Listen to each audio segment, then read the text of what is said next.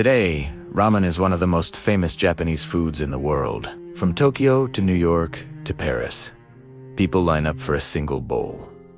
But here's something surprising. Ramen didn't actually start in Japan. Its story begins with immigration, street food, and a desperate attempt to solve hunger. To understand ramen, we need to go back to the late 1800s. During this time, many Chinese immigrants arrived in Japan. They brought with them something simple but revolutionary: wheat noodles.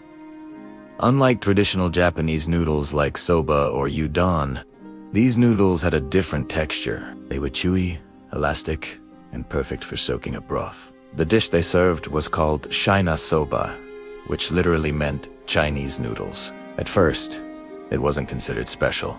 It was simply a cheap meal served in small restaurants and port cities. But something interesting was happening. Japanese cooks began experimenting with the dish. They added soy sauce, different broths, local toppings. Slowly, the dish started to change. By the early 1900s, ramen moved from restaurants to the streets. Across Japan, small food stalls, called yatai, began appearing. These stalls served steaming bowls of noodles to workers, students, and travelers.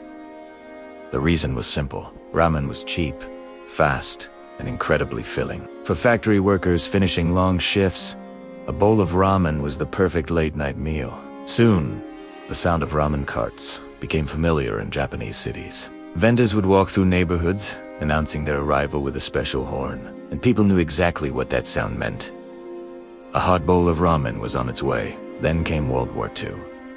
Japan faced severe food shortages. Millions of people struggled to find enough to eat. In this difficult time, ramen became even more important. The government began importing large amounts of wheat from the United States, and ramen shops quickly multiplied. They provided affordable meals during a period of crisis. But something unexpected happened. Even after the war ended, people kept eating ramen. What started as survival food was slowly becoming a national obsession. Then, in 1958, one man completely changed ramen forever. His name was Momofuku Endo.